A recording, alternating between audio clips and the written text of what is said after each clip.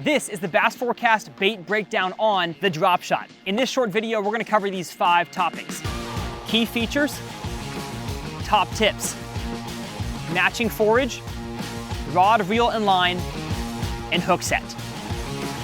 Let's start with the key features. The drop shot is one of the best finesse lures out there, and here are its components. A drop shot can be rigged with 2 different styles of hooks. The traditional way being a circle hook, and the second way that I do it is a worm hook, usually 1/0 in size. The first step is to tie your line onto your hook, but leave about 1 to 3 foot of tag end. Step 2 is to stuff that tag end through the top side of your hook. If you're wondering what the top side is, it's the side that faces the point, not the bend. And lastly, take that tag end and tie on your drop shot weight. And of course, you can't forget the soft plastic that goes on the hook. There are 3 main types of drop shot soft plastics, and they all have their place. The first is the shad shape category. This category of soft plastic is usually white or baitfish colored and imitates some kind of baitfish or shad. The second category is the tiny soft plastic that imitates any kind of small bug, creature, or gobies up north for smallmouth fisheries. And the final soft plastic category, especially loved by largemouth bass, is the straight tail worm. The retrieval on the drop shot is so simple, it's almost impossible to mess up. Step number 1 is to make a long cast over whatever area you are fishing.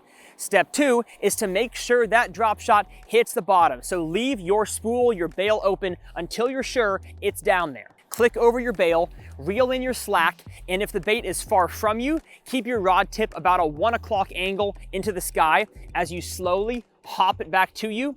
And the closer you get to the bank, the closer you get to your kayak, to your boat, is when you lower your rod tip to a 2 o'clock, 3 o'clock, but do the same thing. Slowly hop or slowly drag. A misconception about the retrieval of a drop shot is that because the weight's on the bottom and the bait's in the column, you have to just move the line enough to move the bait and not the weight. And that's just not true. The fish is not gonna notice the weight on the bottom. It's gonna notice, hopefully, the bait up in the column. So feel free to hop it back to you and not just move it ever so slightly to just move the bait. And whatever the BassForecast recommended retrieval speed is, it doesn't really apply to the drop shot because you wanna fish it as slow as possible 98% of the time.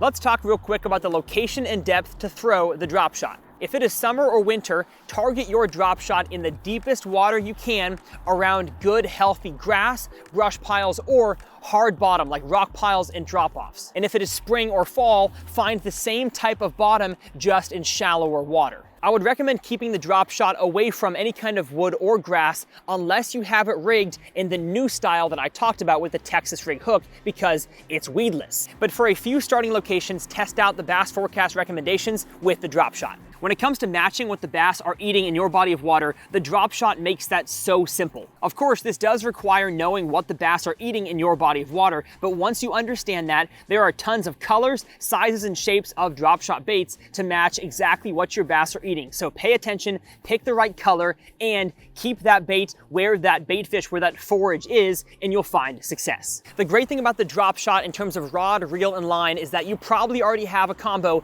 good enough to find success with this lure. We recommend the average spinning combo out there of at least 6 foot 6 inches in length, medium light or medium power, and moderate or moderate fast action. And when it comes to the reel size, 1,000 to 2,000. And if you want to go straight monofilament or fluorocarbon, keep it light. 12, 8, 10 pound line. And I throw, just to get extra casting distance, 10 or 15 pound braided line to an 8 or 10 pound fluorocarbon leader. And the last thing you've got to know before mastering the drop shot is the hook set style. Right now, I'm going to show you 3 different hook sets with the drop shot and see if you can notice what's different about these hook sets than your average lure.